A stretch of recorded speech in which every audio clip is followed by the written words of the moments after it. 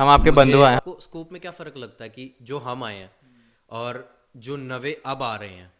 अगर आपको बाहर जाना है तो 4-5 जैसे कॉमनवेल्थ कंट्रीज़ थी कि आप ऑस्ट्रेलिया चले गए, इंग्लैंड तो चलो है ही इस इमिग्रेशन चीज़। पॉलिसीज बहुत फ्लेक्सिबल हुआ करती थी। लेकिन ये जो खालिस्तान वाला इशू उठा था बीच में, सेंटिमेंट है जो हम लोग के माँ बाप की जनरेशन हो गई, उनके ऊपर बहुत ज़्यादा सेंटिमेंट ऐसा हुआ कि भाई मतलब कनाडा तो बिल्कुल ही जाने वाला नहीं। इट्स नॉट अबाउट कि सिर्फ हाँ, सिख या हिंदू है, मेरा ये मतलब वही एक कहने का इंडिया की इमेज खराब बहुत ज्यादा डिग्रेड हो रही थी उस हो टाइम। रही। बट एक बहुत बड़ा फैक्टर है जो इस कंट्री को बहुत ज्यादा इफेक्ट कर रहा है, और वो है सिर्फ इंसान नहीं आएंगे, वो अपने साथ अपना कल्चर लाएंगे, अपने कल्चर लाएंगे। ट्रेडिशंस लाएंगे। तो पूछा था उसका तो जवाब अच्छा, हाँ हाँ, तो फ्यूचर ये है यहाँ का, मुझे ऐसा लगता है कि वही मेंटेन करने के लिए अब स्ट्रिक्ट लॉज आ रहे हैं। स्ट्रिक्ट और क्योस में ही मज़ा है। हाँ। मज़ा तो क्योस में ही है भाई, मजा तो इंडिया में देखो chaos कितनी में है। क्योस है, लेकिन बहुत ज़्यादा क्वेश्चन, मतलब ये वन ऑफ द, मतलब बल्कि मैं इसको बोल सकता हूँ ये ऐसा क्वेश्चन है जो सबसे ज़्यादा लोगों ने मुझे पूछा है। आपका एयरबीएनबी का कितना खर्चा आया था वो बता दो। एक और सबसे पहले तो जो लोग इंडिया से आते हैं उनको भाई पता क्या लगता है, भाई सुबह सुबह उठ जाते हैं, 4-5 बजे उठ जाते हिपोक्रेसी की भी हद होती है। हैं। तुम्हें मतलब भर के ग्रुप्स तुम्हें फेसबुक पे यहाँ पे मिल हाँ। जाएंगे कि यहाँ की जो जनता है वो फेसबुक बहुत दबा के चलाती है।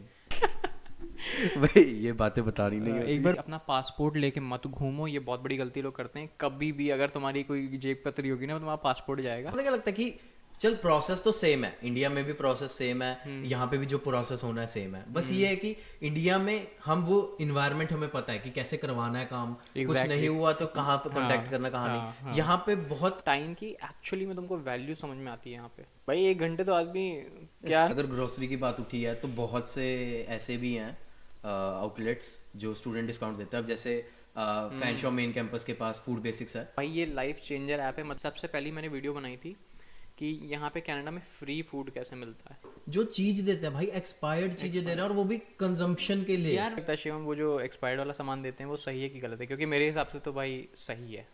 मेरे हिसाब से भाई इंसान को सही गलत में नहीं फंसना चाहिए या अच्छे बुरे में नहीं फंसना चाहिए। मेरे टाइम पे मैं बहुत ज़्यादा स्पिरिचुअल उसमें नहीं, और स्पिरिचुअल को भी लोग बहुत गलत एंगल से देखते हैं। भाई ये जो धरती है ना, पृथ्वी जो है ना, ये मरघट है, इसको कहते हैं मरघट। जब मैं इंडिया में था तो मेरे साथ कुछ एस्ट्रल एक्सपीरियंसेस हुए। वो डॉक्टर स्ट्रेंज वाली। हाँ, डॉक्टर स्ट्रेंज वाली। मैं कनाडा आ गया तो यहाँ पे क्या है ना, रियलिटी हिट करती है बंदे को। तो जब रियलिटी हिट करी तो मुझे फिर ये धर्म वरम सब छूट गया। फिर सर्वाइवल पे यहाँ पे आके भाई 5 महीने काम नहीं मिला तो सारे भगवान को भूल गया मैं सिर्फ एक महाराज जी को जानता हूँ, प्रेमानंद जी हाँ, महाराज, प्रेमा- जिनको मैं थोड़ा बहुत सुनता हाँ।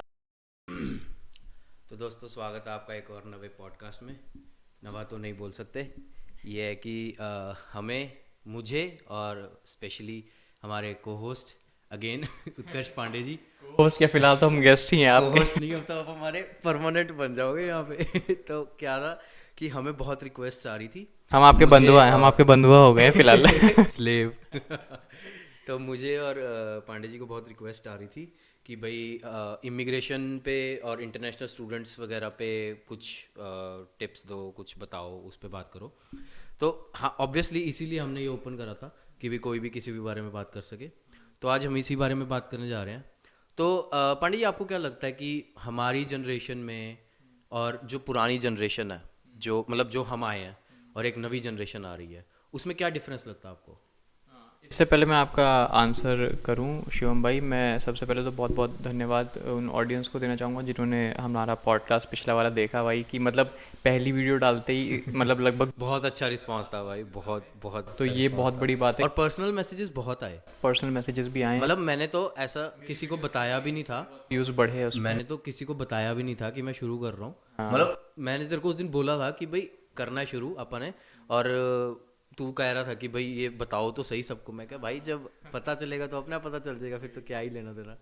तो बस वही फिर से भाई Surprising. बहुत बहुत Thank you so much धन्यवाद यार, कि आप लोगों ने इतना वो दिया। और बाकी हम लोग को और रिक्वेस्ट भेजें कि किस तरीके से बनानी वीडियो, और फिर स्टार्ट करते हैं, ज़्यादा देर नहीं करते हैं। तो एक बार फिर से अगर क्वेश्चन पूछो, सॉरी मैं। हाँ हाँ, कोई बात नहीं। मैं ये कह रहा था कि आपको स्कोप में क्या फ़र्क लगता है कि जो हम आए हैं और जो नवे अब आ रहे हैं, ऑल्दो बहुत कम हो गया है उनका काउंट आने का, बट उनके स्कोप में, उनके फ्यूचर में और हमारे फ्यूचर में क्या फ़र्क लगता है आपको?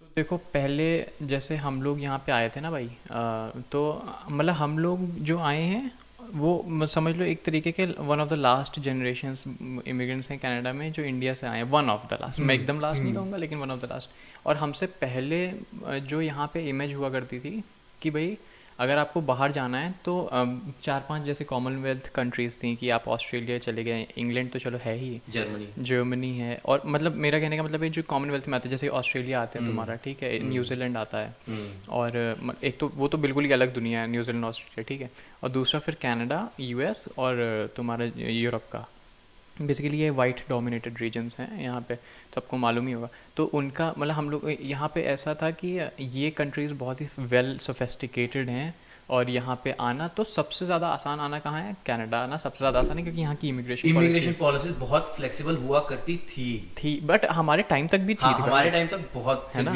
फ्लेक्सिबल। बट वही क्वेश्चन जो तुम्हारा आता है कि अब जो लोग हैं और जो हमारे टाइम पे हो, तो उसमें डिफरेंस, पहली बात तो मुझे ये दिखता है कि यार पहले लोगों, एक तो ये जो मतलब थोड़ा सा, मतलब मैं इस पे कोई अपना ओपिनियन नहीं दे रहा हूँ, लेकिन ये जो खालिस्तान वाला इशू उठा था बीच में कि मतलब बहुत ज़्यादा चीज़ें, मतलब इंडिया और इसका नहीं रिलेशन बहुत ख़राब हुआ बीच में, इस चीज़ से बहुत ज़्यादा फ़र्क पड़ा मुझे ऐसा लगता है कि इंडिया में जो सेंटिमेंट है इस टाइम वो है कि नेशनैलिटी मतलब अपनी बहुत ज़्यादा स्ट्रांग होनी चाहिए, और ये सब ना एक प्रायोरिटी पेट्रियाटिक सेंटिमेंट बहुत ज़्यादा इंडिया में, तो उसकी वजह से भी लोगों ने बॉयकॉट करना स्टार्ट किया, क्योंकि आपको मालूम ही है कि यहाँ पे किस तरीके से जैसे होने लगी थी चीज़ें कि सरकार ने भी, है ना, वायलेंस हो गया था, और मतलब एक ख़राब इंप्रेशन दिखा रहे थे कि इंडियन कम्युनिटी को लेकर वो दिखा रहे थे कि आप लोगों की वजह से यहाँ पे प्रॉब्लम हुई, तो उस चीज़ की वजह से मुझे लगता है कि इंडिया में जो सेंटिमेंट है, जो हम लोग के माँ बाप की जनरेशन हो गई, उनके ऊपर बहुत ज़्यादा सेंटिमेंट ऐसा होगा कि भाई मतलब कनाडा तो बिल्कुल ही जाने वाला नहीं है, ये तो हम लोग के बच्चों के लिए अच्छी जगह नहीं रहेगी।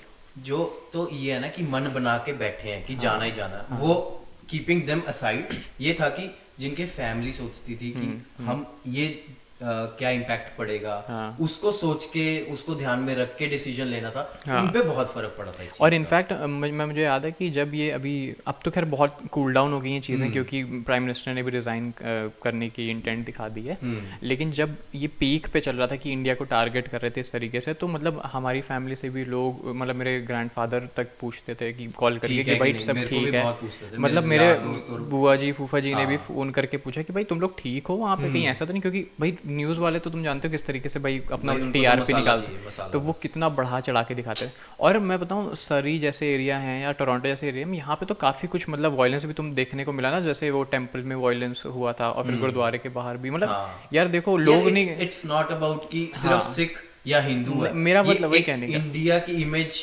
बहुत ज़्यादा डिग्रेड हो रही थी इससे, तो इसलिए फिर मुझे लगता है कि अब लोगों का उतना क्रेज़ नहीं रहा कनाडा आने के लिए, क्योंकि जब अब आप एक नाम के साथ एक इमेज जोड़ते हैं ना भाई, कनाडा में पहले हम लोगों ने इमेज क्या जोड़ रखी थी कि सोफिस्टिकेटेड सोसाइटी अच्छी है, और है, मुझे अभी भी ये लगता है बहुत अच्छी जगह, लेकिन कभी कभी कुछ फ्रिंज एलिमेंट्स की वजह से चीज़ें ख़राब हो जाती हैं भाई, तो लेकिन अब जो इंटरनेशनल इमेज, क्योंकि जो यहाँ रहता है उसको तो असलियत मालूम है, लेकिन जो बैक होम है उसको नहीं पता, तो उन लोगों को लगता है कनाडा में इस तरीके के लोग हैं, ऐसा है, तो मुझे लगता है वो एक प्रॉब्लम है बहुत ज़्यादा। और उसके ऊपर से क्योंकि यहाँ पे एक बहुत बड़ा बैकलैश आया है इंडियन कम्युनिटी को लेके, जो यहाँ के जो लोग हैं वो चाहते हैं कि आप इमिग्रेंट को बस रोको अब, मतलब इट्स बहुत ज़्यादा, मेरे को पता नहीं यहाँ पे आके माइंड चेंज कैसे होता है कि हम भी कह लो या कोई भी इंडियन भी होगा ना यहाँ पे, वो भी यही सोचेगा कि भाई इमिग्रेंट्स आने कम हो जाए मतलब मैं ऐसा इतना ज्यादा कुछ नहीं है, बट हाँ ये है कि अगर मैं ये सोचूं ना कि सबसे ज्यादा कौन बिगाड़ रहा है इस कंट्री को,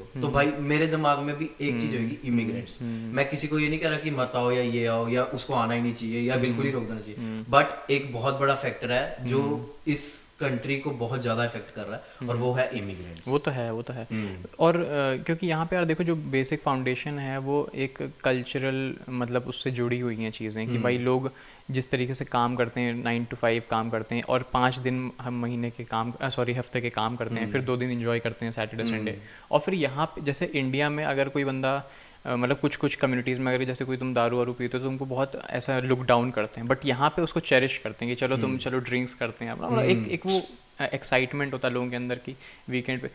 लेकिन जब हम लोग के जैसे लोग आते हैं, जैसे बहुत ज़्यादा धार्मिक टाइप के लोग आ जाते हैं, उनको लगता है कि नहीं भाई दारू तो हम छू भी नहीं सकते, बिल्कुल दूर है, नॉन वेज, तो वही वो प्रॉब्लम जो कल्चरल डिफरेंस बहुत ज़्यादा जर्क लगता है, तो इस वजह से फिर वो इम्बैलेंस तो आता ही है भाई सोसाइटी में, और उसका फिर कुछ भी नहीं कर सकते यार। ये तो फिर जो सरकार ने पॉलिसी बनाई उनको भी सोचना चाहिए था कि भाई आप जहाँ जहाँ से लोगों को बुला रहे हो फिर वो आएंगे, लोग दोस्त बनाएंगे, सिर्फ इंसान नहीं आएंगे, वो अपने साथ अपना कल्चर लाएंगे, कंडीशंस लाएंगे। डेफिनेटली। और वो ऐसी चीज़ होती है भाई, कोई छोड़ नहीं सकते क्योंकि आप ट्रेंड हो उस तरीके से ना, तो उसको छोड़ना इतना आसान नहीं है क्योंकि वो हम लोग का एक तरीके का नेचुरल बिहेवियर में बन जाता है। वो कह लो कि एक तरह से अपब्रिंगिंग के साथ हमारे ऊपर इंग्रेव्ड करा हुआ इनग्रेव्ड है, होता है। बिल्कुल कंडीशनड हो जाता है इंसान, हाँ, कंडीशनड हो जाता है इंसान। चाहते या ना जो चाहते। पूछा था उसका तो जवाब। अच्छा हाँ हाँ, अरे यार मेरे साथ यही, मैं भटक जाता हूँ टॉपिक से। तो फिर कोर क्वेश्चन क्या है? फ्यूचर में अच्छा, आपको क्या future। फर्क लगता है जो अब नवे आ रहे हैं और हम जो आए हैं हमारे यार future में? जो मुझे लगता है पर्सनली ना, मुझे ऐसा लगता है कि अब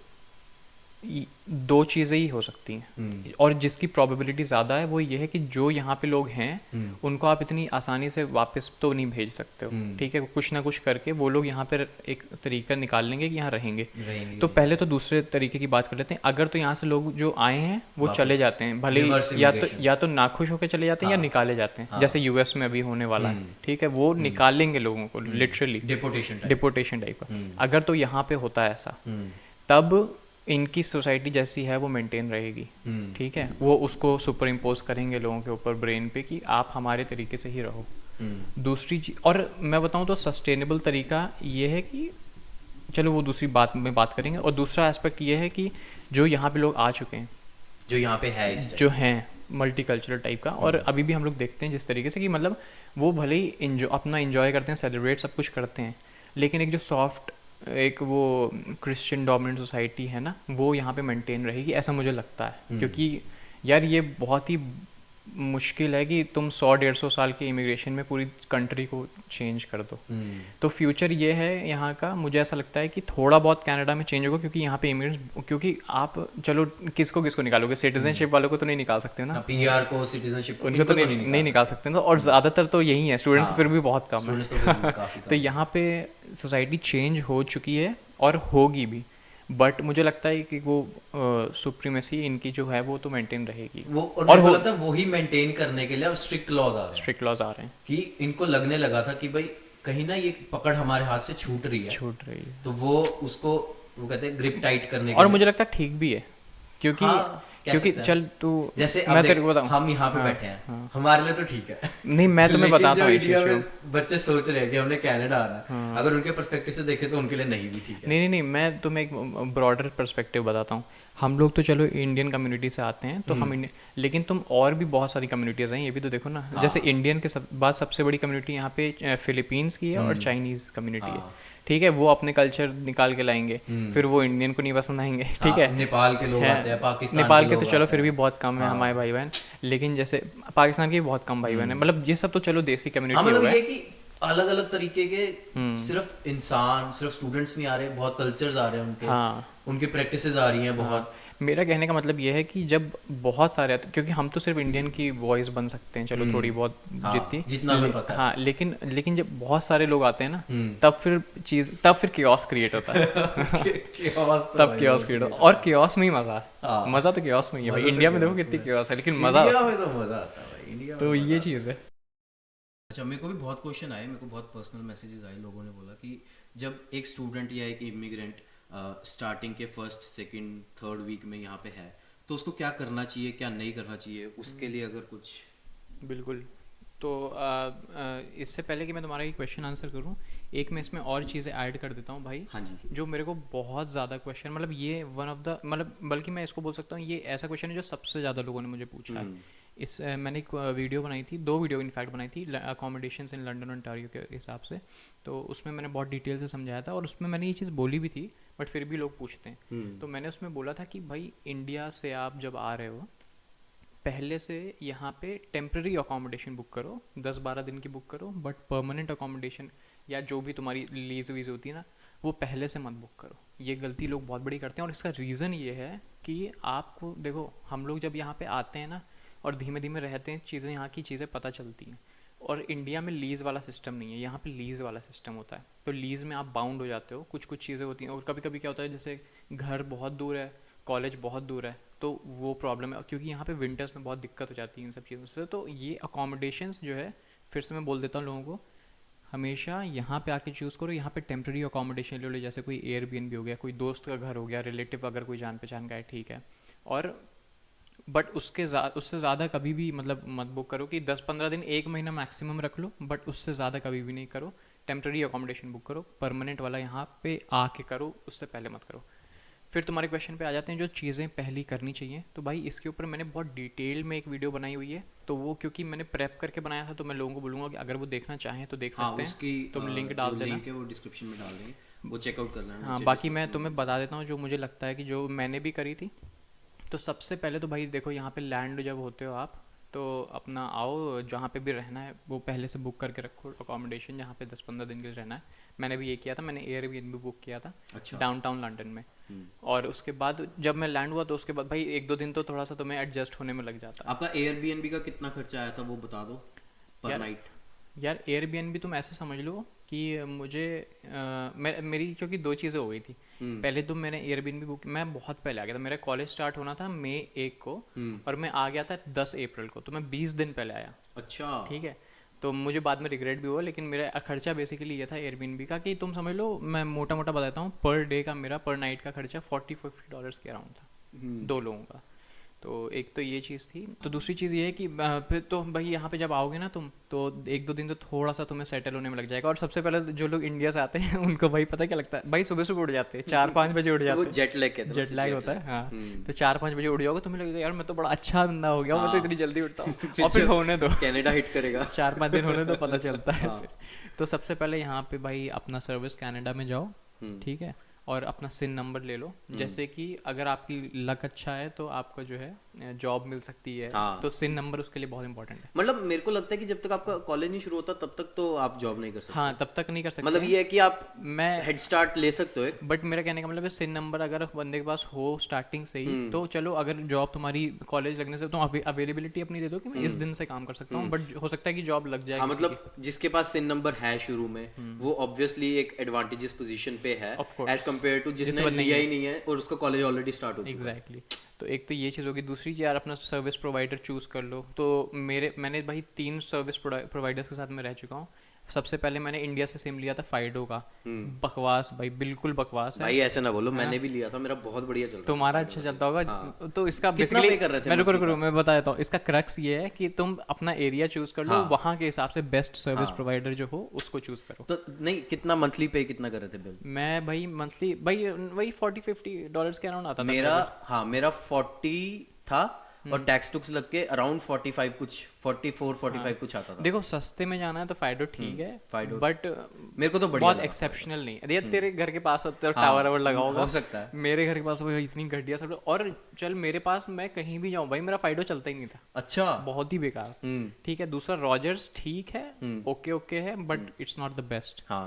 बेल इज बेस्ट भाई, मेरे एक्सपीरियंस में बेल इज द बेस्ट। अच्छा इंटरनेट आता है, कभी भी कोई भी प्रॉब्लम नहीं आता, कोई लैग नहीं आता है कभी भी, अच्छे से मतलब मुझे सही लगा बेल। बट मेरा वाईफाई रॉजर्स का है। हिपोक्रेसी की भी हद होती है। और फिर तीसरी चीज़ आप क्या कर सकते हैं यहाँ पे, जब आप लैंड हो तो भाई मतलब अपना मतलब वो चूज, मतलब ग्रुप्स जो होते हैं ना, जैसे एक तो चलो तुम्हारी कम्युनिटी को हो गया, फेसबुक वगैरह फेसबुक पे हो गए। और मेरा भी ग्रुप है एक फैन शो साउथ कैंपस का। हाँ, अगर कोई साउथ कैंपस उसका भी में आ लिंक डाल देंगे। उसका कोई भी नवा स्टूडेंट आ रहा हो, फैन शो आ रहा हो, स्पेसिफिकली लंदन आ रहा हो, उसके लिए भी लिंक डाल देंगे। और मैंने भाई वो बनाए ग्रुप, क्योंकि पता है कि हमारे साउथ कैंपस का कोई लिंक, मतलब कोई ग्रुप ही नहीं है। ग्रुप नहीं था कोई ग्रुप ही नहीं, इतना बड़ा कैंपस, खैर बड़ा तो नहीं है, हाँ। बट जितना भी बड़ा मतलब है। यार मेरे को तो ये भी नहीं लगता कि भाई प्रॉपरली एक फैन शो इमिग्रेंट्स का भी कोई ग्रुप हो, मेरे को तो ये भी नहीं लगता कि कोई होगा। नहीं है। बट एक चीज़ ये है कि तुम्हें, बट फिर भी तुम्हें मतलब भर के ग्रुप्स तुम्हें फेसबुक पे यहाँ पे मिल जाएंगे, क्योंकि यहाँ की जो जनता है वो फेसबुक बहुत दबा के चलाती है। तो फेसबुक पे तुम्हें ग्रुप्स मिल जाएंगे, तो उसको ज्वाइन कर लो। हाँ। और रेडिट वगैरह पे जैसे लंदन का एक पेज है, लंदन ओंटारियो करके, वो सब ज्वाइन कर लो, तो थोड़ा सोशली कनेक्ट हो जाओ। कहने का मतलब ये कि थोड़ा सोशली कनेक्ट हो ताकि जाओ, तुम्हें यहाँ की चीज़ें फेमिलियर हो जाओ उस स्पेस से जिसमें आने लगे। और बाकी अगर आपको कोई भी कन्फ्यूजन है, मेरा इंस्टाग्राम, अगर किसी को कोई कन्फ्यूजन है कोई पूछ सकता है। इंस्टाग्राम तो मैं डाल ही देता हूँ। हाँ, और बाकी यूट्यूब वगैरह पे मैं वीडियोस बनाता रहता हूँ। और चौथी चीज़ क्या तुम्हें लगता है कर सकते हैं? यार मेरे को पता है क्या लगता है, जैसे यहाँ पे अगर हम लॉन्ग टर्म में सोचे ना, तो एक गाड़ी बहुत एक नेसेसरी है। हाँ। तो उसके लिए आप आते ही अपना जीवन ले सकते हो। भाई ये मुझे याद है, मैंने बोला नहीं, पता जीवन लेके बहुत एक्सपीरियंस ऐड होता रहता है साथ के साथ। बहुत ही ज़्यादा। और जितना ज्यादा एक्सपीरियंस होगा उतना कम आपका इंश्योरेंस होगा इन द लॉन्गर टर्म, अगर आप कंसीडर करो। और सबसे बड़ी बात ये है कि जीवन देना, भाई जीवन की तुम तैयारी इंडिया में ही कर सकते हो। अरे मैं तो कह रहा हूँ तैयारी की जरूरत ही नहीं नहीं नहीं है। है, थोड़ी बहुत है। इतनी जरूरत है, अगर किसी को चाहिए ना मैं एक पीडीएफ डाल भाई मैं दूंगा एक बार फेल हो चुका हूँ ना। भाई ये बातें बतानी नहीं एक होती। बार मैं जीवन में फेल हुआ था। नहीं नहीं, मैं नीचे पीडीएफ डाल दूंगा ड्राइविंग जीवन टेस्ट की। उसमें कंप्यूटर टेस्ट है, नॉर्मल कुछ नहीं है, आप जितने मर्जी अटेम्प्ट्स ले सकते हो। आप जाओ, दो नहीं हुआ क्लियर तो वापस नहीं आओ, तो साथ के फिर साथ तो फिर refill $16 करो। लगते हैं, $16 लगते हैं। अरे $16 साथ के साथ आपका एक्सपीरियंस ऐड हो रहा है यार। मेरे को तो किसी ने बताया नहीं था कि भाई भाई पहले इन दिन सब आके- चीज़ों पे मैं वीडियो बना चुका हूँ। मेरा जीवन एग्जाम, मेरा G2 एग्जाम, भाई अच्छा। मैंने इतनी वीडियो बनाई है ना, तुम हाँ। यकीन नहीं करोगे। नहीं, जीवन G2 तो मस्त है, और मतलब कम अगर से कम। अगर तो आपको ड्राइविंग सीखनी है तो उनका नंबर डाल देना, जमीर भाई का। हाँ, जमीर भाई का नंबर बहुत डाल दूंगा बढ़िया मैं नीचे। बंदे हैं हाँ भाई, इतने अच्छे से गाड़ी सिखाएंगे तुमको, और हिंदी में बात करेंगे, सबसे हाँ, बढ़िया हिंदी में बात है करेंगे वो, भाई। बहुत अच्छा। और तो ये सब 4-5 चीज़ें हैं। और अगर आपको, हाँ एक ऑल्टरनेटिव मैं बता देता हूँ, अगर किसी को लगता है कि भाई सबका पर्सपेक्टिव अलग होता है, किसी को लगता है कि मेरे को ड्राइविंग लाइसेंस चाहिए ही नहीं। मेरा एक दोस्त था भाई, उसने बनवाया नहीं लाइसेंस 2 साल बाद भी। मेरा भी एक दोस्त है, वो ठीक है। वीडियो देख रहा होगा तो उसको पता लग जाएगा। हाँ भाई, तो ऐसे लोग अगर हैं तो भाई अपना पासपोर्ट लेके मत घूमो, ये बहुत बड़ी गलती लोग करते हैं। कभी भी अगर तुम्हारी कोई जेब कतरी होगी ना, तो तुम्हारा पासपोर्ट जाएगा। भाई तो पासपोर्ट उसके लिए तुम क्या कर सकते हो कि तुम सर्विस कनाडा जाओ या सर्विस ओंटारियो में, पता नहीं, वहाँ पे तुम एक प्रोविंशियल आईडी बनवा सकते हो कि तुम अच्छा। हाँ, तो प्रोविंशियल आईडी तुम्हारी $30 का होगा, और उसको ओंटारियो कार्ड करके कुछ बोलते हैं। अच्छा प्रोविंस का कार्ड होता है, पर्पल कलर का होता है ओंटारियो का। अच्छा। तो तुम वो बनवा सकते हो, ठीक है। तो वो तुम्हारी गवर्नमेंट इशूड आईडी को कंसिडर। तो वो मतलब ऐसे कोई रिन्यू वगैरह तो नहीं कराना होता, एक ही बार ही बनता होगा? नहीं, एक बार बनता है, बस ये है कि जब तुम अपना डीएल बनवाओगे तो शायद वो कैंसिल आउट हो जाता है। बस फिर आपके पास एक जब हो ही गया, डीएल हो गया बट आपके यहाँ का। कहने का मतलब ये कि पासपोर्ट लेके मत घूमो। पासपोर्ट वो लेके दिस भाई इज बहुत not dangerous, safe, this is not safe. वैसे तो यहाँ चोरी चकारी नहीं होती है, बट यार फिर भी क्यों रिस्क, क्योंकि फिर तुमको तो टोरंटो जाना पड़ेगा है, $70-75 का खर्चा वो है, उसके ऊपर से वहाँ एम्बेसी में अपॉइंटमेंट लेना है। भाई बहुत बवाल है। मेरा एक दोस्त है, $400-500 का जिस दिन से वो आया ना, मेरे को लगता है उसने एक सेमेस्टर निकाला होगा, ठीक है, कि भाई बिना किसी पेपर वर्क के। अगले सेमेस्टर से वो भाई, अपने बड़े भाई हैं, उनका पासपोर्ट एक्सपायर हो रहा था, वो रिन्यू करवाया। उनका स्टडी परमिट अभी एक्सपायर हमारा हो रहा दोस्त था। भी तो फंस गया था भाई, अपना पर्शियन भाई भी तो फंस गया था इस चक्कर में है। उसका भाई पासपोर्ट, अब किसी का है जेन्युइनली प्रॉब्लम है, तो भाई उस चक्कर में उसका वर्क परमिट इतना लेट हो गया उसको अप्लाई करने में। तो ये सब चीज़ें होती हैं, ये सब चीज़ें मतलब प्रेप करके रखो। मैं तो कह रहा हूँ इंडिया से आने से पहले ये सब मेक श्योर करो कि तुम्हारा कम से कम 8-10 साल अभी वैलिड हो ये सब चीज़ें। यार मेरे को पता क्या लगता है कि चल प्रोसेस तो सेम है, इंडिया में भी प्रोसेस सेम है, यहाँ पे भी जो प्रोसेस होना है सेम है। बस ये है कि इंडिया में हम वो इन्वायरमेंट हमें पता है कि कैसे करवाना है काम, कुछ नहीं हुआ तो कहाँ पे कांटेक्ट करना, कहाँ नहीं। यहाँ पे बहुत नई चीज़ें हो जाती हैं, बहुत नई चीजें हैं, बहुत चीजें लोगों को नहीं पता है कि और क्या सबसे बड़ी बात करना है, यहाँ पे क्या नहीं तुमको कोई हेल्प करने वाला नहीं मेरे अलावा। हाँ। ठीक है, तभी आपको लेके आए फिर से हेल्प करो अब अरे सब। नहीं, लेकिन नहीं, सच बात है, तुम सही कह रहे हो कि यहाँ पे कोई तुम्हारा एक बंदा ऐसा नहीं है जिसके तुम पूछ सकते हो या हेल्प करवा सकते हो, या ना इस टाइप की चीज़ें। तो आपको लगता है और कुछ अगर जरूरी हो शुरुआती डेज में आके? हाँ, तो भाई यही है कि, और हाँ एक चीज़ मैं और बता देता हूँ कि इंडिया में अपन ना, हम लोग ग्रॉसरी करने की आदत नहीं होती है, ठीक, और जिसकी होती भी है भाई, जिसकी होती भी है इम्पोर्टेंट चीज यार यहाँ पे और इंडिया में बहुत फ़र्क है। इंडिया में क्या है, ठेले वाला आया है ना, तुमने कुछ ले लिया, नहीं तो कुछ नहीं, मोल भाव कर लिया है, नहीं तो कुछ नहीं, रिलायंस चले गए या स्पेंसर चले गए, जो भी सबके यहाँ अपने अपने होते हैं स्टोर्स, सुपर स्टोर, वहाँ चले गए, उठा लिया, जब मना है बाइक से चले गए। यहाँ पे ऐसा नहीं है। यहाँ पे भाई टाइम इज़ मनी, टाइम की बहुत वैल्यू, और मनी की भी बात नहीं, मैं तो बोलने के लिए बोल रहा हूँ ऐसे, बट टाइम की एक्चुअली में तुमको वैल्यू समझ में आती है यहाँ पे। आज के डेट में हम लोग जब भाई 30-30 घंटे काम कर रहे हैं, हमको अब लगता है कि भाई टाइम, यार मेरे को लगता है तभी ना यहाँ पे पर आवर वेज को ज्यादा प्रेफरेंस देते हैं, मतलब बहुत 1 घंटे में इतना, 1 घंटे में इतना, 1 घंटे में इतना। एग्जैक्टली इंडिया में 1 घंटे में 1 घंटे में तो है ही नहीं है भाई। 1 घंटे तो आदमी क्या नहीं कर ले है ही नहीं भाई, 1 घंटे में तो कुछ, मतलब 1 घंटे का हिसाब नहीं है वहाँ पे कि इतने घंटे में इतने काम इंडिया में मिलेगा। टाइम की वैल्यू नहीं। इंडिया में सिर्फ मंथली है कि भाई मंथली इतनी पे मिलेगी, सैलरी एनुअली इतना मिलेगा बस। तो कहने का मतलब ये है कि यहाँ पे आओ तो पहली बात तो ग्रोसरी कम से कम 1 हफ्ते अहेड की करके रखो हमेशा, जैसे कि तुमको मतलब समझ में आएगा। यार देखो ये सब चीज़ें एक्सपीरियंस समझ में आती है, मैं फिर भी बता देता हूँ लोगों को। यहाँ पे ग्रोसरी बहुत ज़्यादा पाइलअप मत करो, बहुत कम मत लो। एक डिसेंट अमाउंट की आप 1-2 हफ्ते पहले, समझ में थोड़ा टाइम लगता है समझने में, लेकिन ग्रोसरी का बहुत मुझे लगा था जब मैं इधर आया था भाई। और हाँ, तो चलो एक तो ये ग्रोसरी वाला पॉइंट हो गया कि मतलब इतनी अमाउंट की करके रखो कि तुम्हें कभी कम ना पड़े और तुम्हें बहुत ज़्यादा फ्रीक्वेंटली विजिट ना करना पड़े।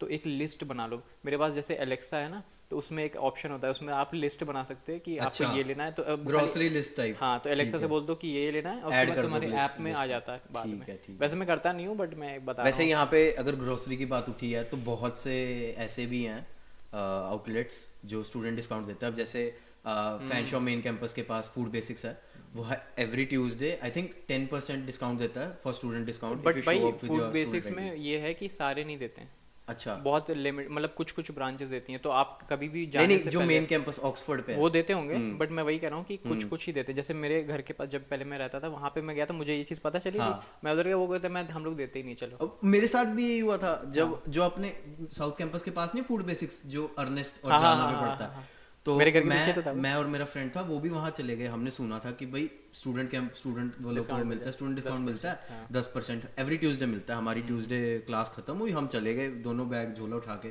कि भाई आज तो तगड़ी शॉपिंग करके आएंगे। हमने ले लिया कम से अच्छा, कम सामान भी ले लिया 50 60 70 डॉलर का। हमने कहा जी स्टूडेंट है, मैं भी स्टूडेंट हूँ, अगर दोनों का चाहिए तो दोनों का स्टूडेंट आईडी कार्ड ले लो। वो कहते जी हम तो देते ही नहीं student। अब क्या करें भाई, $70 का सामान लिया हुआ और क्या। है, ना छोड़ के आ सकते हैं वहाँ पे। हाँ। फिर हमने पे करा, फिर हमें पता चला कि भाई हर स्टोर नहीं ऑफर और शिवम, ग्रोसरी से बात उठी है तो मैं एक बार फिर से बता देता हूँ, मतलब मैंने बताया नहीं, इसमें एक ऐप है फ्लिप करके। हाँ, भाई वो बहुत सही बहुत ऐप है। जरूरी है। ठीक है। हाँ। यहाँ पे भाई सिस्टम क्या है कनाडा में, कि जब आप देखो कुछ कुछ स्टोर्स हैं, उनकी ऐसे सेटिंग बैठी हुई है हाँ। कि वो प्राइस मैच करते हैं। जैसे हाँ। तो तुम क्या करते हो, फ्लिप में देख सकते हो कि भाई जैसे मान लो यहाँ पे मैं जैसे टमाटो लेता हूँ, तो एक तो रोमा टमाटो आता है, एक टमाटो ऑन द वाइन आता है, इन दोनों हाँ, में से रेड वाइन टमाटो रेड ऐसे वाइन करके, वाले। हाँ। तो उन दोनों में से एक कभी कभी ना कभी हमेशा सेल पे रहता है। हाँ। ठीक है। तो कभी रोमा उठा लेना, कभी उठा लेना। हाँ। तो उसमें क्या करता है, मैं फ्लिप खोलूंगा ना, उसमें खाली टोमेटो करके लिखूंगा। अब यहाँ पे जैसे मान लो 299 लिखा हुआ है प्राइस, $2.99 का, और वॉलमार्ट में मिल रहा है वही चीज़ $1 की, कभी कभी 99 सेंट्स की, वहाँ पे सेल पे लगी हुई है। तो क्या करेंगे, वहाँ पे ले लो, आप अपने झोले में रख लो, और वहाँ पे जाओ, वहाँ पे दिखाओ फ्लिप वाले ऐप में, भाई ये देखो ये फ्लायर होते हैं उसमें। हाँ, और सबसे बड़ी बात उसमें वो नहीं है कि भाई प्रोडक्ट दिखाएंगे या प्रोडक्ट का वैल्यू दिखाएंगे, जैसे हम ऑनलाइन शॉपिंग्स में देखते हैं प्रोडक्ट डिस्क्रिप्शन पेज, उसमें प्रॉपर फ्लायर दिखाता है हाँ। कि पूरा का पूरा जैसे फिजिकल फ्लायर होता है ना जो घर पे आता है, वो प्रॉपर उसमें आता है, और वो स्पेसिफिकली वही आइटम दिखाता है जिसको आप सर्कल और सबसे बड़ी हाँ, सबसे बड़ी बात है, उसमें तुम क्लिक करके सेव कर सकते हो, तुम्हें बार बार ढूंढने की जरूरत नहीं है। तो भाई ये लाइफ चेंजर ऐप है, मतलब लोगों के एक एक बार में, अगर जैसे कोई ग्रुप में ग्रोसरी करता है ना भाई, 10 15 डॉलर बच सकते हैं। बहुत बचते हैं भाई, बहुत कभी कभी तो बहुत अच्छी अच्छी डील मिल जाती है। तो ये बहुत बड़ी टिप है जो बच्चे यहाँ पे आ रहे हैं, क्योंकि भाई देखो स्टार्टिंग में आप यहाँ पे आते हो ना, तो आपके पास कोई मतलब होते हैं, चलो बहुत ज़्यादा पैसे जीआईसी वैसे, अब तो वालों को तो बहुत ज़्यादा होते होंगे भाई, हम लोग तो फिर भी 20,000 हो गई जीआईसी। लेकिन यार वो पैसे बचा के रखो, वो खर्चा मत करो, क्योंकि जब जीआईसी खत्म होती है ना भाई, असली दर्द तब स्टार्ट होता है। तो ये चीज़ ध्यान पे रखो। बस यही सब थोड़ी बहुत टिप्स हैं, और बाकी वही है कि अगर डिटेल में देखना है तो मेरा वीडियो देख लो, मैंने बहुत उसमें तो मैंने 10-15 टिप्स डाली हुई अच्छे से, और रेज्यूमे वगैरह। और हाँ, एक चीज़ मैं बोल ही देता, चलो बात कर ही रहे हैं भाई, इंडिया से रेज्यूमे प्रिंट करा के मत लाओ, वेस्ट होते भाई, मेरे 50 वेस्ट हुए। मैं यार, मेरे को पता किसी ने बोला था, मेरे को बहुत चीजें बोली थी लाने को, स्टेशनरी बोली थी, चलो हो सकता हमारा कोर्स इतना स्टेशनरी इंटीग्रेटेड नहीं था, तो करके हमें नहीं जरूरत पड़ी, बट मेरे को यही लगता है कि स्टेशनरी तो अगर आपकी एक नॉर्मल, अगर आपकी मिनिमम वेज पे भी जॉब लग जाती है ना, तो यू आर कैपेबल इनफ कि आप अपने स्टेशनरी का खर्चा उठा लो। भाई यहाँ पे तुम मिनिमम वेज पे कुछ भी ले सकते हो। हाँ, तो इतना ये नहीं है कि तुम भर के ला रहे हो, बस घंटे चाहिए, जो जरूरी सामान है वो लेके आओ। वही बात है।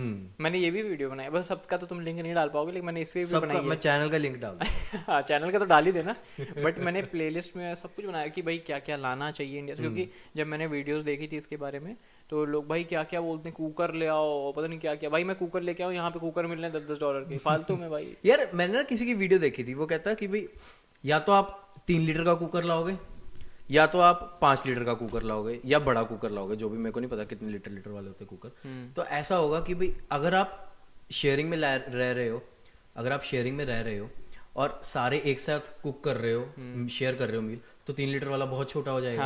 और अगर अकेले रह रहे हो और बड़ा कुकर ले आए तो बड़ा हो जाएगा, तो बहुत बड़ा हो जाएगा।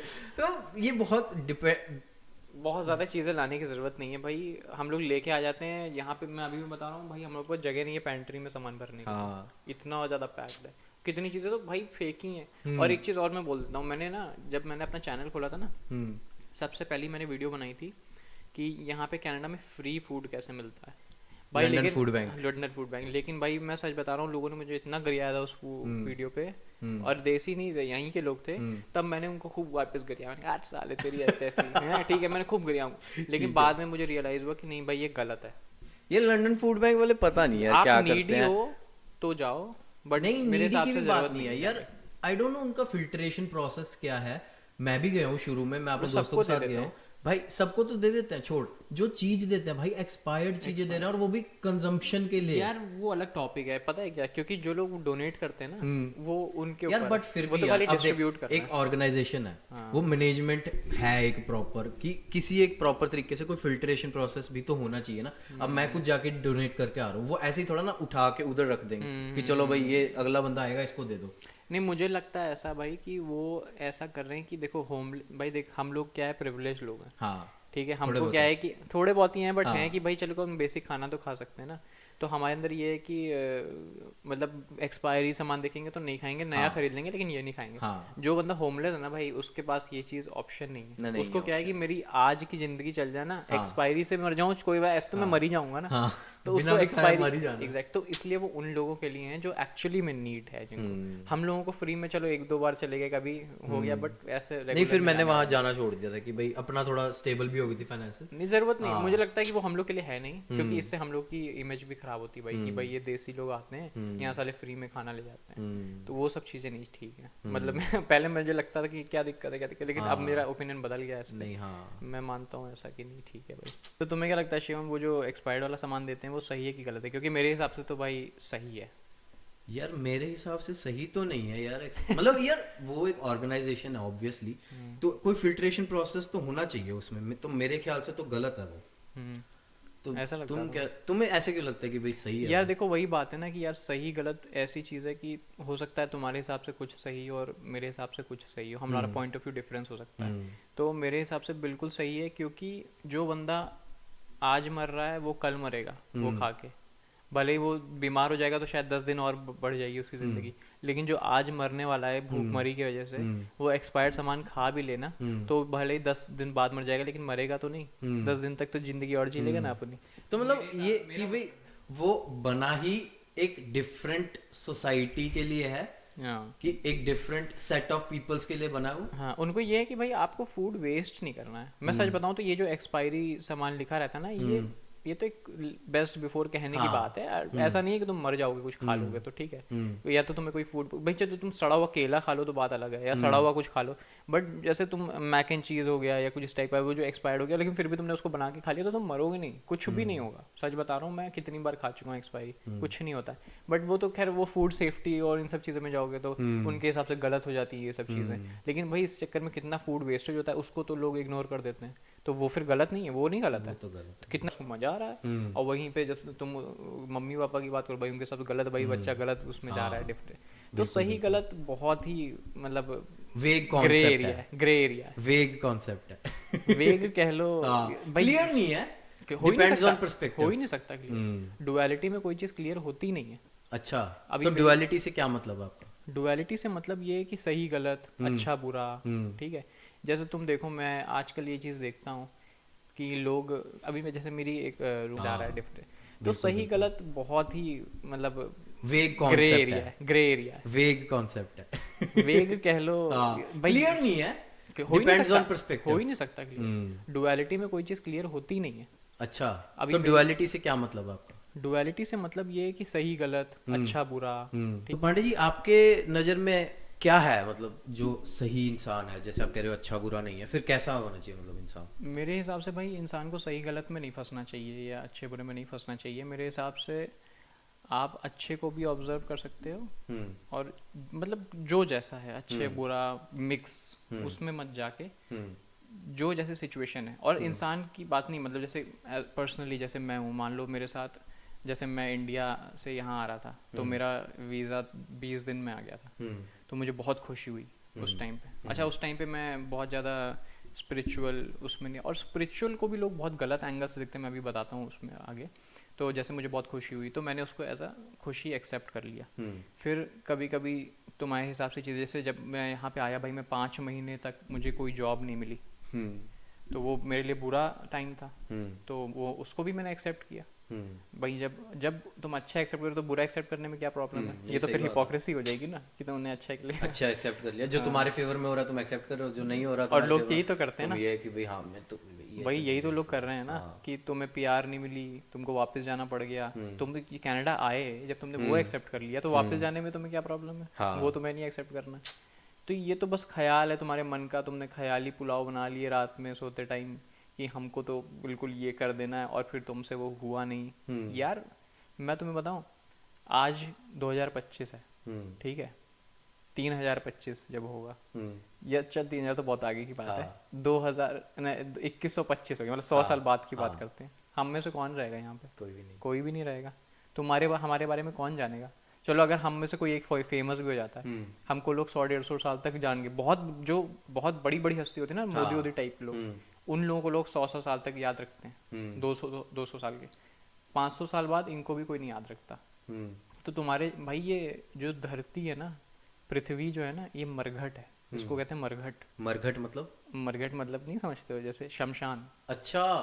शमशान ही तो है। हम तो इंसान हैं। हाँ। ये जो आसपास जो मेरे घर के पास में हिरन आते हैं, ठीक है, ये तो अभी आप 5-10 साल में ही मर जाएंगे, हाँ। ठीक है। रोज रैबिट आते हैं, ये तो 1-2 साल में ही मर जाएंगे, ठंड लग जाएगी, अभी इतनी ठंड हो रही है, सब मर जाएंगे। वैसे ही हम लोग हैं, इंसान हैं, और हमारे जैसे कितने इंसान हुए, सब मर गए। तो इससे मतलब आपका तात्पर्य क्या है कहने का? तो मेरा तात्पर्य भाई ये है कि मतलब सिग्निफिकेंस समझो बात को। मतलब मेरा कहने का मतलब है कि तुम जो भी कर रहे हो, अगर तुम्हें ही चले जाना है तो सिग्निफिकेंस क्या है उसका? जैसे कैसे एक्सप्लेन करने का एक एग्जांपल देता हूँ, और बल्कि काफ़ी लोग देते हैं ये वाला एग्जांपल, बट मैं भी देता हूँ। जैसे कैंसर पेशेंट्स होते हैं, ठीक है, तो जब वो लास्ट स्टेज में होते हैं ना, तो उनको मालूम होता है, डॉक्टर्स बता देते हैं आपके पास इतना समय बचा है। तो अक्सर ये होता है जब वो अपने डेथ बेड पे होते हैं ना, तो बिल्कुल सत्य बोलते हैं, बिल्कुल, ठीक है। जिसको गाली देनी है उसको बुला के गाली देंगे, ठीक है, जिसको अप्रिशिएट करना है उसको बुला के अप्रिशिएट करेंगे। ऐसा एक्सपीरियंस रहा है क्या कोई आपका किसी के साथ, किसी ने नहीं, बुला के मतलब आपको गाली दी हो? मैंने देखा है। अच्छा। ओवरऑल मतलब मैंने देखी है ये चीज़। तो कहने का मतलब है कि बस उनमें हमें इतना फ़र्क है कि उनको पता है कि वो 6 महीने में मर जाएंगे या 1 महीने में मर जाएंगे, ठीक है। हमको पता ही नहीं है कि हम कब मर जाएंगे। तो बल्कि हमें ज़्यादा सच के साथ रहना चाहिए। और फिर मैं ये सच और झूठ इसलिए बोल रहा हूँ क्योंकि जिस संसार में हम लोग रहते हैं, यहाँ पे हम बिना डुअलिटी के एग्जिस्ट कर नहीं सकते हैं। तो इसमें बेटर ऑप्शन ये है कि आप सच बोलें, ना कि झूठ बोलें। बस इसमें इतना फ़र्क है कि एक बेटर ऑप्शन हमेशा एग्जिस्ट करने के लिए ये रहता है कि आप सच की तरफ जाएं या अच्छे की तरफ जाएं, लेकिन फिर भी यार मैंने एक कंसेप्ट पढ़ा था कहीं पे, हाँ। कि भाई गलत सारे हैं, सही वो है जो कम गलत है।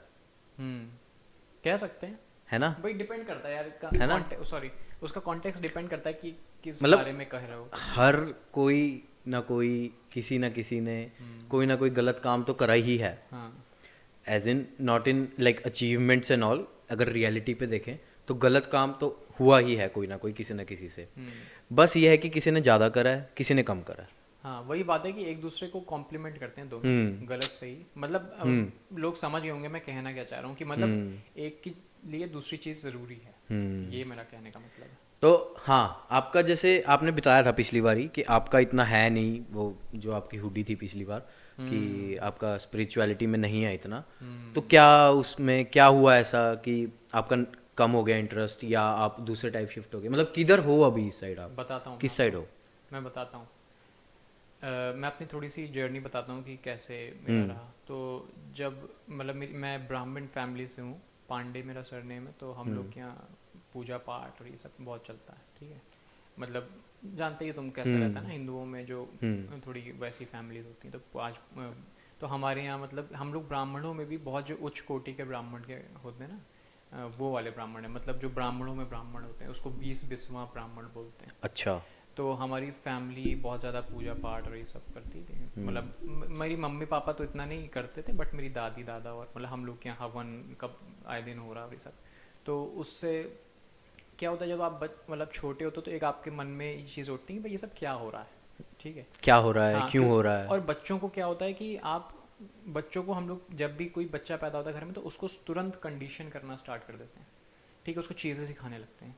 बल्कि होना क्या चाहिए, बच्चों से चीज़ें सीखनी चाहिए, बट हम लोग क्या करते हैं, बच्चों को चीज़ सिखाते हैं कि बच्चे भगवान का रूप होते हैं। उसका रीज़न पता है क्या बोलने का, कि जब प्रकृति जो है ना वो मनुष्य को जन्म देती है अल्टीमेटली, मतलब हम लोग प्रकृति के अंदर ही एग्जिस्ट करते हैं, तो हम लोग प्रकृति का एक पार्ट हैं। तो हम जब पैदा होते हैं या कोई भी बच्चा पैदा होता है तो वो purest form of human being होता है। तो वो अनकंडीशनड होता है, ना उसका कोई धर्म होता है, ना उसकी कोई जाति होती है, उससे नहीं फ़र्क पड़ता है कि वो कहाँ पैदा हुआ है। वो तो चलो एक इंस्टेंस हो गया बस, कि बस वो यहाँ पैदा हो गया या किसी मुसलमान के घर में पैदा, उससे फ़र्क नहीं पड़ता है वो मुसलमान हो या कोई भी हो, बस वो प्रकृति का एक पार्ट है, वो एक ह्यूमन बीइंग, वो पैदा हुआ, वो प्योरेस्ट फॉर्म। उसके ऊपर हम फिर सबसे पहले उसका नामकरण करते हैं, ठीक है, हाँ। वो सब कंडीशन और नाम में ही सब कुछ डिफरेंशिएट हो जाता है फिर साथ के साथ। मतलब बेसिकली ओवर टाइम उसको हम लोग कंडीशन करने लगते हैं। कोई सिख बन गया भाई, कोई अपना मुसलमान बन गया, कोई ईसाई, कुछ भी है, मतलब कहने का कि उसको हम कंडीशन कर डालते हैं। लेकिन हमको क्या है, उससे चीज़ें सीखनी चाहिए। अगर तुम उसको कंडीशन ना करो, मैं तो कह रहा हूँ उसको भाषा भी मत सिखाओ। वो इंसान अपने आप अगर उसको एक आइसोलेशन में अगर वो रहेगा ना, तो वो प्योरेस्ट फॉर्म ऑफ बीइंग होगा। तब वो क्वेश्चन करना चाहेगा अपने एग्जिस्टेंस को कि यार हम क्यों हैं यहाँ पे, खुद क्वेश्चन करेगा। तो पहले जब पॉपुलेशन बहुत कम हुआ करती थी किसी ज़माने में, तब लोगों को अपॉर्चुनिटी मिली कि अपने एग्जिस्टेंस को क्वेश्चन करते थे कि हम हैं क्यों। तो उस टाइम क्योंकि देखो सनातन धर्म में क्या था कि रिलीजन का कॉन्सेप्ट नहीं था, क्योंकि ये रिलीजन का कॉन्सेप्ट बहुत ही वेस्टर्नाइज्ड फॉर्म ऑफ थिंग है, कि religion is very different than धर्म। धर्म इज वेरी डिफरेंट, ठीक है। धर्म बेसिकली मीन्स कि तुम अपने एग्जिस्टेंस को क्वेश्चन कर रहे हो, क्वेश्चन आता है। धर्म ऐसी चीज़ है इसमें क्वेश्चन है, इंक्वायरी है। रिलीजन में क्वेश्चन इंक्वायरी नहीं है, उसमें ब्लाइंड फोल्ड है कि तुम फॉलो करते हो। धर्म में इंक्वायरी सबसे बड़ी, क्योंकि उपनिषद और ये सब पढ़ोगे तुम देखोगे तो उसमें डायलॉग होता है कि मास्टर से जो डिसाइपल है वो पूछता है और वो बताते हैं, बट क्वेश्चन हमेशा, इंक्वायरी हमेशा रहती है।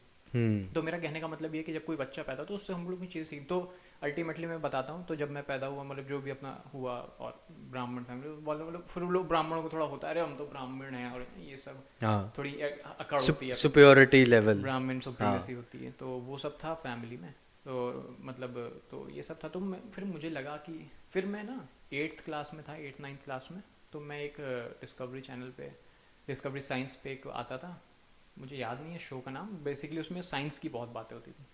तो मेरा बहुत इंटरेस्ट था, क्योंकि साइंस में ना, साइंस बात करती है लॉजिक के साथ। वो बात नहीं है कि मैं बहुत ज़्यादा लॉजिक में भी विश्वास रखता हूँ, ये विश्वास की भी बात नहीं, मतलब मैं बहुत क्रेडिट देता हूँ लॉजिक को, वो अलग कॉन्सेप्ट है, उसमें मैं नहीं जाऊँगा। लेकिन मुझे अच्छा लगा उस टाइम पे, उस एज में मुझे साइंस बहुत अच्छी लगी, तो मैंने अच्छे से बहुत पढ़ा। मुझे वो वाली फिजिक्स वगैरह वाली साइंस नहीं अच्छी लगती थी, बट जो कॉन्सेप्ट है ना बेसिकली, जो लाइफ को अंडरस्टैंड करने वाले, उससे मैं पता नहीं कैसे रिलेट कर लेता था चीज़ें अपने आप ही। मुझे कभी किसी ने पढ़ाया नहीं, कुछ नहीं, लेकिन बस मैं कर लेता था रिलेट। तो उसके बाद धीमे धीमे फिर मैं और बड़ा हुआ, फिर वही सब दुकान वगैरह, मैंने पहले जो बताया था पॉडकास्ट में कि इस तरीके से फिर मुझे फूड में इंटरेस्ट आया और सब कुछ किया। लेकिन फिर मेरी लाइफ में जो मैंने पहले ही बताया शिफ्ट आया कि मैं पॉलिटिकल साइंस की तरफ गया। तो मैंने पॉलिटिकल साइंस के साथ फिलॉसफी पढ़ी। अच्छा। तो जब मैंने फिलॉसफी पढ़ी तब मेरा भाई दिमाग फट गया, ठीक है। फिलॉसफी पढ़ने के बाद तुमको एक, क्योंकि जब तुमको चीज़ें रूट से समझ में आती हैं ना, कि एकदम स्टार्टिंग समझ में आती है कि अच्छा ये है, तो मेरा दिमाग खुलने लगा। तब मुझे कहीं ना कहीं लगा कि यार साइंस और रिलीजन में बहुत बड़ा एक कॉन्फ्लिक्ट है, जो कि होना नहीं चाहिए। क्योंकि और religion for the sake of, मैं बोल रहा हूँ, मैं धर्म की बात कर रहा हूँ बेसिकली, मैं धर्म बोलता हूँ, बल्कि साइंस और धर्म में बहुत बड़ा कॉन्फ्लिक्ट है, जो कि नहीं होना चाहिए। क्योंकि साइंस और धर्म में एक सिमिलैरिटी है कि वो क्वेश्चन पूछते हैं, रिलीजन के साथ ये नहीं है। धर्म और साइंस साथ ही साथ होने चाहिए, क्योंकि चाहे उसको तुम धर्म ही बोलो साइंस को, मैं तो ये कहता हूँ। तो मेरा जो अप्रोच है चीज़ों को लेके वो साइंटिफिक है। और साइंटिफिक होने का रीज़न ये है कि साइंस आपको एक्सपीरियंस सिखाती है। आप टेस्ट करते हैं कोई लैब में, फिर कुछ होता है, तो वो नोटेड होता है, वो आपके सामने हुआ, उसमें ऐसा नहीं कि आपको कुछ मानना है आंख बंद करके। प्रॉब्लम धर्म, जो आजकल धर्म बोलते हैं ना लोग, सनातनी हूँ मैं और ये सब, तो आप अल्टीमेटली क्या है, रामायण को फॉलो कर रहे हैं, या किसी भी चीज़ को फॉलो कर रहे हैं, फॉलो करने में प्रॉब्लम है, भेड़ चाल में प्रॉब्लम है, क्वेश्चन आंसर में प्रॉब्लम नहीं है, डिबेट में प्रॉब्लम नहीं है, केओस में प्रॉब्लम नहीं है। बट जहाँ पे आंख बंद हो गई और फॉलो करने लगे, वहां पे प्रॉब्लम है कि रट मार दिया, मंत्र जप रहे हैं, मंत्र का मतलब नहीं पता, बस जप रहे हैं, ये प्रॉब्लम है। मेरी प्रॉब्लम बस ये है कि मुझे ये नहीं समझ में आता है कि लोग मंत्र जपते हैं, अच्छी बात है, बट उसका मतलब तो पता होना चाहिए। किस रिजल्ट के लिए जप रहे हैं, क्यों जप रहे रिजल्ट हैं, भी नहीं, क्या मतलब अल्टीमेटली क्वेश्चनिंग कि क्यों कर रहे हैं, क्या कर रहे हैं। और क्वेश्चन किसी भी फॉर्म में हो, उससे फर्क नहीं पड़ता कि आपका क्वेश्चन स्टूपिड है या क्वेश्चन बहुत अच्छा है। क्वेश्चन है, ये बहुत बड़ी बात है, क्योंकि क्वेश्चन एक बार होगा तो चीज़ें अपने आप खुलती चली जाएंगी। तो अल्टीमेटली ये था। तो फिर मैंने बताया ना वो जो मेरी टी शर्ट, वो हुडी वाली बात तुम कह रहे हो, हाँ जी। तो ये मैंने मंगाई थी बहुत स्टार्टिंग में, तब मैं कनाडा में नया नया आया था। तो मुझे इस्कॉन वाले बड़ा थोड़ा सा लगा मुझे, तो मेरा भी एवोल्यूशन हुआ स्पिरिचुअलिटी में। तो स्टार्टिंग में मुझे लगा कि कृष्णा वाला बहुत ना, मुझे लगा इतना बढ़िया है। तब मैं कहीं अपनी एक जर्नी में था कि मतलब स्टार्टिंग फेज में, तो मुझे बल्कि मैं जब पहले ही था दिल्ली में मैंने स्टडी करी, तो मैं इन सब चीज़ों के मतलब मुझे तब रिलीजन का बहुत वो लगता था कि रिलीजन हम लोग का ज़्यादा अच्छा है, हिंदू लोग ज़्यादा अच्छे होते हैं, उस टाइम लगता था। अच्छा। तो फिर क्या हुआ कि जब मैं कनाडा आ गया, तो यहाँ पे क्या है ना, रियलिटी हिट करती है बंदे को। तो जब रियलिटी हिट करी तो मुझे फिर ये धर्म वरम सब छूट गया। फिर जब बात सर्वाइवल पे आ जाती है तो फिर चीज़ों से फ़र्क नहीं पड़ता कि आप क्या मानते हैं, क्या करते हैं। फिर सर्वाइवल पे यहाँ पे आके भाई 5 महीने काम नहीं मिला, तो सारे भगवान को भूल गया मैं। अच्छा। ठीक है, सब भगवान का तेल लेने, काम वाम हो नहीं रहा है, ऐसे भी गए भगवान भाई, जब कोई काम नहीं दिला रहा तो कैसे। फिर खैर वो तो मैं मजाक कर रहा हूँ, बट अल्टीमेटली मेरे अंदर एक मतलब वो प्रैक्टिकल वे आ गया सोचने का कि भाई ये चलो है, ये तो है जो है, साइंटिफिक अप्रोच आ गया, ये तो है जो है, लेकिन काम भी तो नहीं बन रहा, उसकी तरफ भी तो ध्यान देना है। हाँ, अरे नहीं वो तो चलो मैं मजाक कर रहा हूँ, हाँ। वो तो मैं ऐसे ही बता मस्ती कर रहा हूँ। मैं कहने का मतलब ये कि फिर जब मतलब देखो इंक्वायरी होने लगी ना दिमाग में, वही बात है कि आप जब धर्म को फॉलो करने लगे तो मुझे लगा यार कहीं ना कहीं मैं गलत राह पे जा रहा हूँ, ये नहीं सही है। मुझे अंदर से खुद लगा कि ये सही नहीं है, क्योंकि यहाँ पे मेरा नेचर है ना, स्टार्टिंग से बचपन से रहा है कि मुझे खुद से क्वेश्चन आया दिमाग में, फिर उसका आंसर मुझे जब तक मिल नहीं जाएगा ना तब तक मैं सोचता रहूँगा उसके बारे में कि तब मुझे लगा कि नहीं, इसमें मुझे आंसर्स नहीं मिल रहे हैं। इसमें वही बात है कि लहसुन प्याज मत खाओ, है ना, और लहसुन क्या है कि जब किसी का गू गिरा किसी इंसान को उसमें से उगा, अरे फालतू की बात करते भाई। वो कौन से बाबा जी हैं, वो क्या नाम उनका, अमोघ लीला प्रभु। अच्छा, जानते हो तुम उनको? नहीं मैं नहीं जानता। वो इस्कॉन वाले नहीं मैं भाई, नहीं वो जानता ऐसी ऐसी फालतू की, भाई क्या बात है। यार। मैं तो मतलब ऐसे हाँ हाँ मैं और किसी को नहीं सुनता हूँ, सच्ची बताऊँ तो। और मेरे को नहीं पता ये, मतलब मैं हाँ इस्कॉन भी जाके आ चुका हूँ, मैं वृंदावन भी ऐसे गया हूँ, लेकिन मैं अपनी तरफ से बताऊँ तो मैं इतना ज़्यादा रिलीजियसली इंक्लाइंड नहीं हूँ। बट ये है कि हाँ जितना है, जितना फैमिली की तरफ से है, जितना मेरी तरफ से थोड़ा बहुत है, इतना ज़्यादा रिलीजियसली इंक्लाइंड नहीं हूँ मैं। ठीक है ठीक है। तो फिर ना मैं अब एक चीज़ और बताता हूँ। तो जब मैं छोटा था ना, तो मेरी बहन से बात होती थी कि तुम्हें क्या लगता है यार, भगवान कुछ होते भी हैं कि नहीं है। अच्छा। मैं थोड़ा सा इस पर टच करता हूँ। तो वो कहती थी यार मुझे पता नहीं, जो कि सच में मतलब मुझे पता नहीं, ये भी नहीं कि मुझे पता है और ये भी नहीं कि मुझे नहीं पता। उसने बोला कि मुझे पता नहीं। ऐसे लोगों को बोलते हैं एथियस्ट नहीं बोलते उनको, एंटीगोनिस्ट पता कुछ वैसे बोलते हैं, मुझे एग्जैक्टली पता नहीं। तो हम लोग उसमें आ गए कि यार हमें पता नहीं, पता है क्या, पता कर सकते हैं कम से कम। हम इस लेवल पे थे कि हम पता कर तो सकते हैं, बट ये मान लेना कि नहीं है, ये तो ये एक लड़की है, क्या नाम है, रिलीजियस, उसमें बहुत आती है, उसका नाम जया करके, जया किशोरी करके, ठीक है। उसकी एक रील बहुत फेमस हुई थी, भगवान जानने की नहीं मानने की चीज़ है। अच्छा। ऐसा बोलती, ठीक है भाई, बिल्कुल गलत बात है, इसका ऑपोजिट है। भगवान मानने की चीज़ नहीं है। आप मानते तब हैं जब आप अंधे होते हैं, आपको मान लिया, बस जानने की जरूरत ही नहीं। क्यों ऐसा, ये तो भेड़चाल वाली बात होगी ना। तुम जानो तो दूसरे को जना सकते हो, मतलब बता सकते हो, बताना भी नहीं, मतलब उसको प्रोसेस बता सकते हो कि ऐसे जाने। हाँ। बट तुम मान रहे हो अगर, तो दुनिया भाई, जैसे कोई आतंकवादी है मान लो, ठीक है, जैसे कोई ISIS वाला हो गया, वो मानता है कि मैं अगर बम फाड़ दूंगा तो मैं जन्नत में जाऊंगा।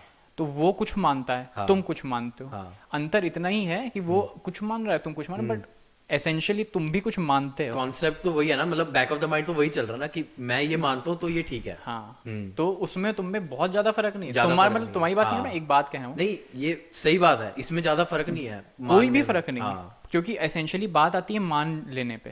तो तुमने मान कुछ बस, बल्कि वो तुमसे ज्यादा बेटर है, क्योंकि वो मानने के लिए, मानने पे इतना ज्यादा कि वो अपनी जान भी दे रहा है। हाँ। तुम तो उनको बोल दो तुम जान भी नहीं दोगे हाँ, अपनी। नहीं ये तो सही बात है। है ना, तो वो बेटर हुआ ना। हाँ। तो फिर ना धीमे धीमे फिर क्या, ये ओशो एरा आया अभी रिसेंटली रील्स पे खूब। आपकी लाइफ ओशो में? मेरी लाइफ में क्या, सब बहुत लोगों के। अरे मतलब मेरे में तो चल आया गया ही ना है। कि भाई हाँ। स्पिरिचुअलिटी से कैसे शिफ्ट आया इसमें, प्रैक्टिकलिटी या हाँ। साइंटिफिक में। तो क्योंकि मैं फिलॉसफी पढ़ा हूँ ना, हम्म। तो जब मैंने ओशो की बातें सुनी तो उसकी बातें रिलीजियस नहीं है, क्योंकि वही बात है, वो साइंटिफिकली और लॉजिकली बात करता है। हम्म। ऐसी ऐसी बात करेगा, अगर तुम कभी सुनोगे ना बैठ के, लोग सुनते ही नहीं, क्योंकि 40-40 मिनट के डिस्कोर्स किसके पास समय सुनने का भाई, लोगों को रील चलाने का लेकिन फुर्सत हमारा पॉडकास्ट पूरा देखना। नहीं। तो भाई उसको जो मैंने सुना ना, तो मुझे लगा यार ये बंदा मेरी जैसी सोच रखता है, ठीक है, तो मेरा इंटरेस्ट डेवलप हुआ उसके में। अच्छा। और फिर जब उसकी बातें मैंने सुनी भाई, माइंड बॉगलिंग, हम्म। अलग ही लेवल की बात। और उसकी बात ऐसी कि तुम्हारे सारे जो तुमने सोच रखी हैं चीज़ें चकनाचूर हो जाएंगी भाई 1 मिनट में। मतलब खुद को क्वेश्चन करोगे कि ये क्या चल रहा है। हाँ, तो मैंने बहुत चीज़ें सुनी उसकी। और यार मतलब अब पता नहीं मैं इस पे बताऊं पॉडकास्ट पे कि नहीं, ये चीज़ की क्या होता है मेरे हिसाब से, कि क्या इसको होता है भगवान बताओ। मानते हैं। तो यार मतलब मैंने ओशो से, मैं ऐसा नहीं कि मैंने सुना, मैंने एक्सपीरियंस भी किया इस चीज़ को। और ऐसा नहीं कि मैं कोई बहुत एनलाइटेड बीइंग हूँ या कुछ इस टाइप का, लेकिन इट्स जस्ट कि एक्सपीरियंस शेयर कर रहे हो और ये जिसके कोई भी, you have been ये through। एक्सपीरियंस कोई भी शेयर कर सकता है। और इस टॉपिक के ऊपर तुम अगर सर्च भी करोगे ना, तो बहुत ज़्यादा बात नहीं है। और हो सकता है तुम्हारा पॉडकास्ट थोड़ा सा और लंबा हो जाए, लेकिन जिस बंदे को सुनना है, अगर जिसको इंटरेस्ट है, तो वो सुने। मैं तो कहूँगा इसके बारे में। यार होता क्या, ये जो ओमकार बोलते हैं ना, ओम बोलने की चीज़ नहीं है, ओम सुनने की चीज़ है। तो मतलब कोई बोलेगा तभी कोई सुनेगा? नहीं नहीं। अच्छा। अब मैं फिर बताता हूँ, ये बहुत कम मेंशन है इस चीज़ का। और सबके सब मतलब सब सुन तो सब कोई सकते हैं इस चीज़ को, लेकिन सबका वही है ना कि तुम्हारा डेवलपमेंट किस लेवल पे है, स्पिरिचुअली तुम कितना एलिवेटेड हो। तो क्या होता है, हमारी जो बॉडी होती है ना, ये फिजिकल बॉडी है, ठीक है। ऐसी बहुत सारी सूक्ष्म बॉडी, सूक्ष्म मतलब कि सटल बॉडीज होती हैं, जो बहुत ही, क्या कैसे बोलूँ मैं इसको समझाना, कि मतलब जैसे ये बहुत ही फिजिकल फॉर्म है, तुम इसको छू सकते हो। बट जैसे कि रेडियो है ना, रेडियो वेव्स, तुम उसको छू नहीं सकते हो। हाँ। वो बहुत सटल वेव्स होती हैं। तो इसी तरीके से हमारी बॉडी भी होती है। तो एनर्जी बॉडी होती है। तो मेरे साथ जब मैं इंडिया में था, तो मेरे साथ कुछ एस्ट्रल एक्सपीरियंसेस हुए। एस्ट्रल बताता हूँ मैं, तो मैं शेयर करता हूँ। तो उसमें क्या हुआ कि मैं दिल्ली में था और मैं सो रहा था, ठीक है। तो मैं कोशिश करता था, इसको बोलते हैं एस्ट्रल ट्रैवल, ठीक है। ये बहुत ही मतलब यहाँ पे विदेश में तो लोग इसको बहुत ही ज़्यादा वो करने के लिए पागल रहते हैं। मेरे साथ अच्छा। अपने आप हो गया था। अच्छा। तो मैं सो रहा था, और ये बहुत तब होता है कि जब तुम वेक स्टेट में और स्लीप स्टेट में होते हो, मतलब बीच की एक स्टेट होती है। तो उसमें होता क्या है कि तुम्हारा जो शरीर सूक्ष्म शरीर होता है, जिसको एस्ट्रल बॉडी बोलते हैं, एनर्जी बॉडी, वो तुम्हारे शरीर से सेपरेट हो जाती है। अच्छा, अलग वो डॉक्टर स्ट्रेंज वाली।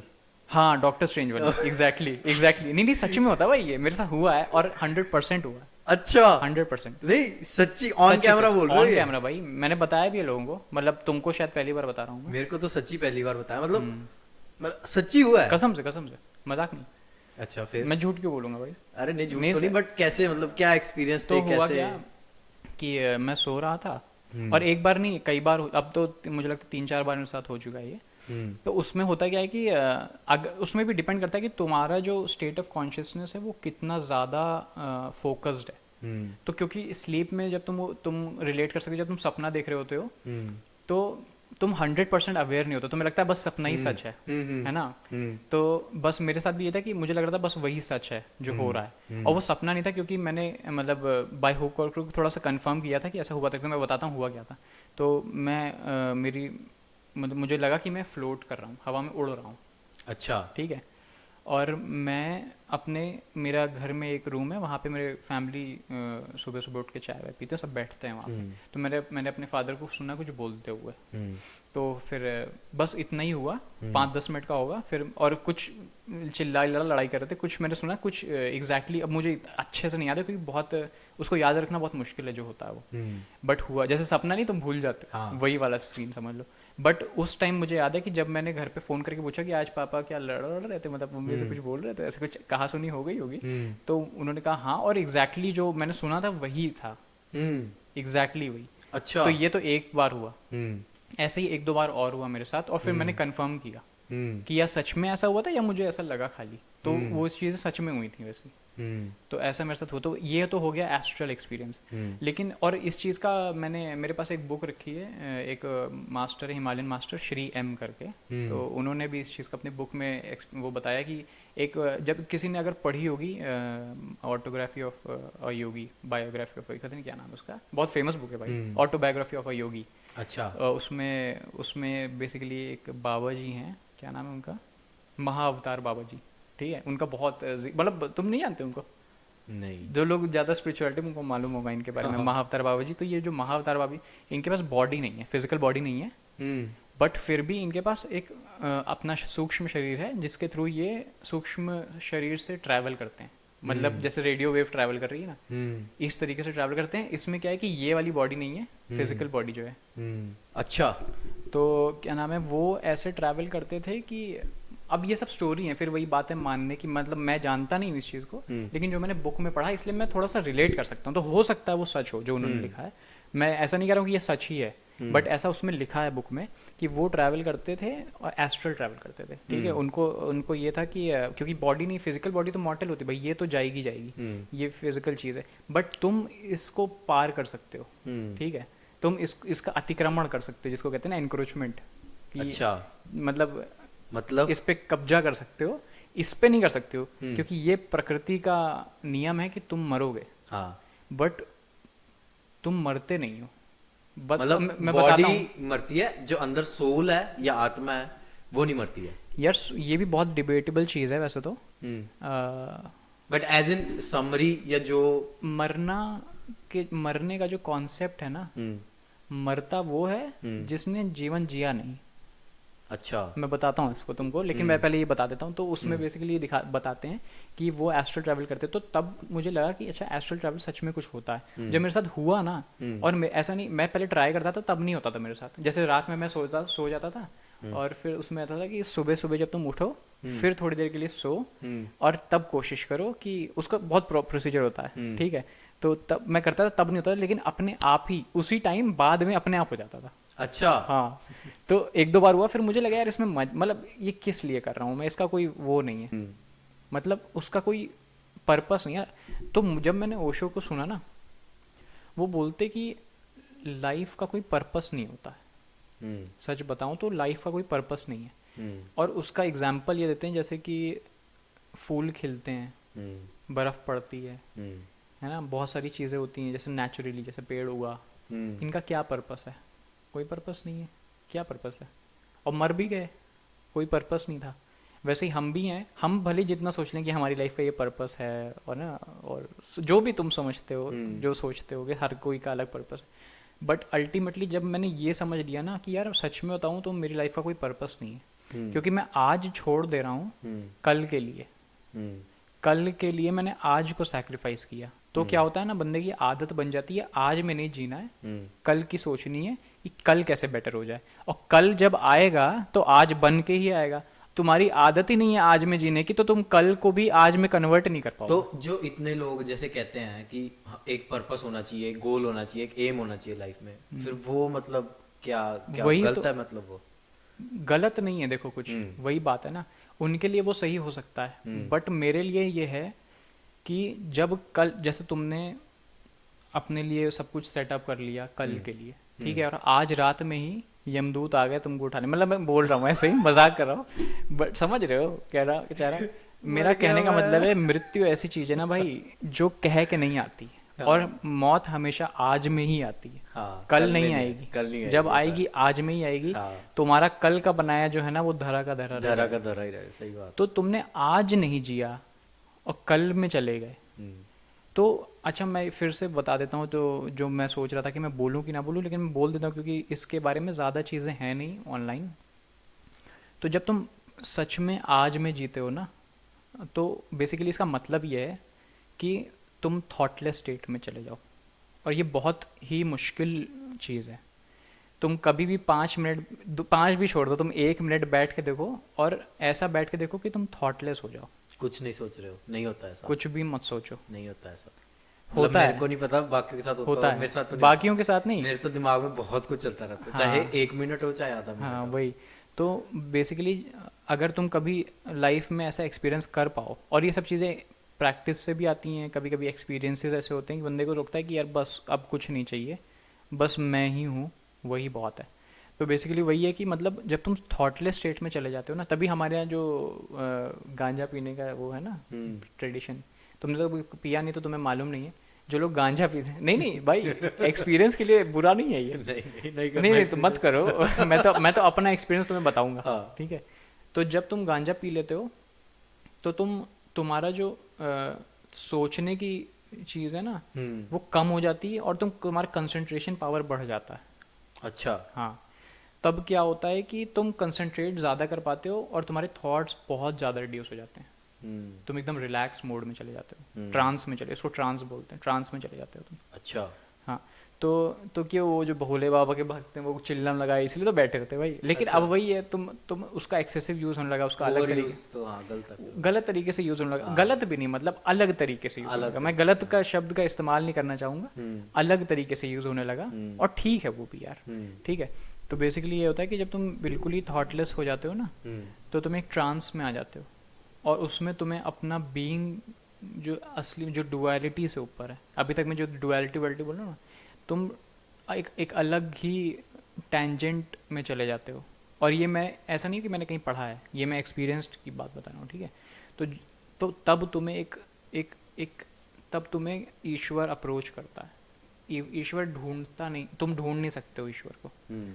भगवान, मैं सिर्फ शब्द यूज़ कर रहा हूँ, और भगवान से मेरा मतलब ये नहीं कि कोई बैठा है, ठीक है। भगवान से मेरा मतलब है कहने का कि एक सुपीरियर पावर, पावर भी नहीं है, एनर्जी। उसको तुम एक्सप्लेन नहीं कर सकते हो किसी अच्छा, भी चीज़ में, क्योंकि हम जितनी भी बातें कर रहे हैं ये डुअलिटी है।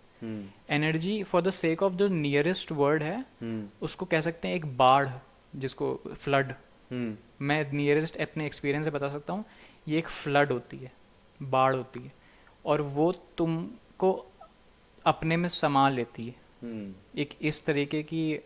तो उसको जब, तो बेसिकली वो एक ध्वनि है, जिस और वो ध्वनि ऐसी नहीं है कि ऐसे बजाई तो सुन निकली। गई या अनहद नाद का मतलब ये होता है, अच्छा अनहद नाद मैं इसलिए यूज़ करूँगा शब्द क्योंकि ये सबसे अच्छा एक्सप्लेन किया हुआ शब्द है। ओमकार जो शब्द है, वो शब्द ऐसा है कि वो सुना हुआ शब्द है, कि मतलब जब तुम उसको सुनोगे ना ध्वनि को, तो तुमको ओम जैसा सुनाई देगा।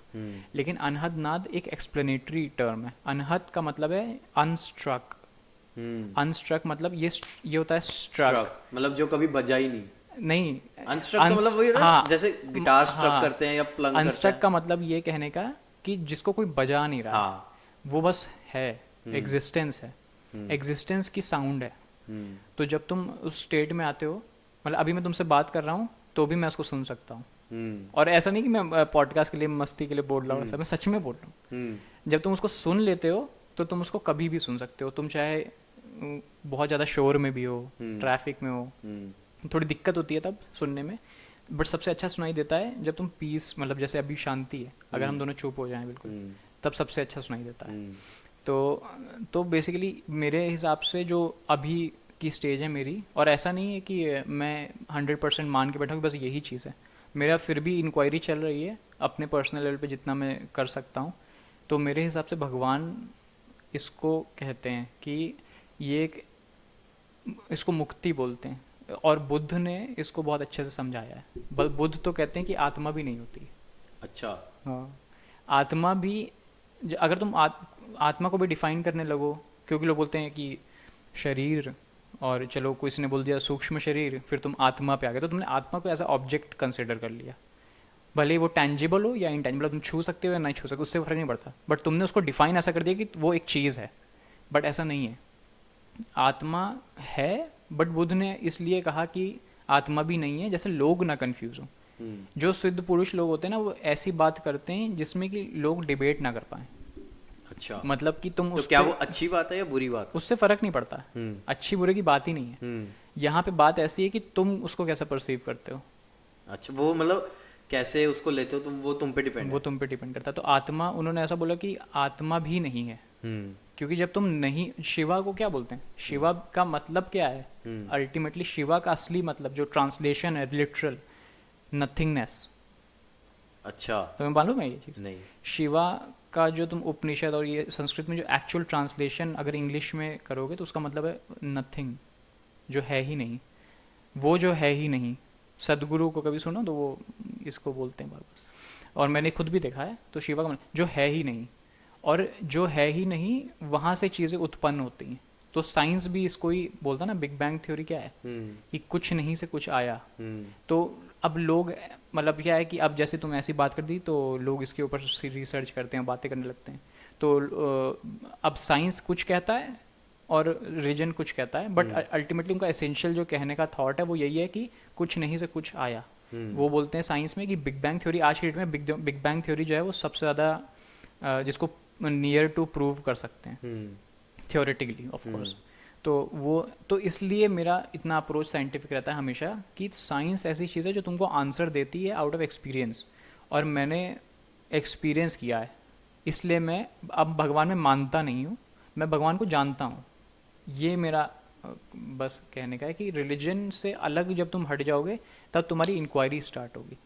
और जब तुम जान सकते हो किसी को तो उसको मानने की, जैसे तुम अपनी मम्मी को जानते हो ना, पापा को जानते हो ना, ऐसा तो नहीं है कि तुम अपनी मम्मी में मानते हो खाली। नहीं। तो सबसे बेटर पोजीशन क्या है कि तुम उनको जानते हो। मानना भी ठीक है एक तरफ, बट जब तुम जान सकते हो किसी चीज़ को तो मानने की क्या ज़रूरत है। तो मेरी जो लड़ाई अपने आप से थी कि तुमको भगवान को मानने की ज़रूरत नहीं है अगर तुम जान सकते हो। और इसमें बहुत बड़ा रोल ओशो का रहा कि ओशो ऐसा फिलोसोफर है, ये ओशो को मैं फिलोसोफर समझता हूँ, ओशो को मैं रिलीजियस टीचर है ये सब नहीं समझता हूँ।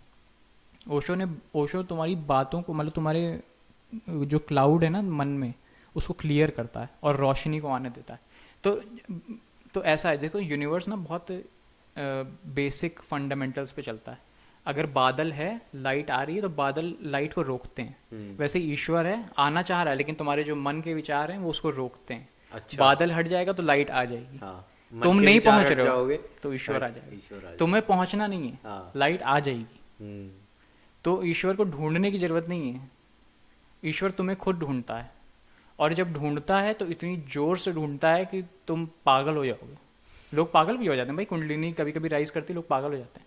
अच्छा, ऐसा भी होता है कि वो नहीं ग्रैस्प कर पाए, उनके साथ एक्सीडेंट हो गया, एकदम से कुंडलिनी एकदम से राइज कर गई और वो एकदम पागल हो जाते हैं, एकदम पागल हो जाते हैं। मतलब उनको लोग बड़बड़ाते रहेंगे, कुछ ना कुछ बोलते रहेंगे, ठीक है। लेकिन अब भाई ये मेरी लाइफ में ऐसा था कि मैंने खोजा, और मैं ये नहीं कह रहा हूँ कि मैं कोई बहुत बड़ा सिद्ध पुरुष बन गया हूँ, ऐसा नहीं है। सबके अपने मन में आकांक्षाएं, डिज़ायर्स होती हैं, पूरा करना होता है, तो हो सकता है मेरी भी बहुत सारी हैं, लेकिन मैं कोशिश करता हूँ उसको जितना कम रख सको और जितना ज़्यादा समय तुम दे सको तो तुम एक ब्लिस में चले जाते, एक ट्रांस स्टेट में, जिसको समाधि बोलते हैं। इसको बोलते हैं निर्विकल्प समाधि। अगर तुम बैठ जाओ और उसको आने दो, जो ओमकार की ध्वनि है या जिसको अनाहत नाद बोलते हैं, उसको आने दो, और जितना देर तुम उसको एक्सपीरियंस करते हो उसको बोलते हैं निर्विकल्प समाधि।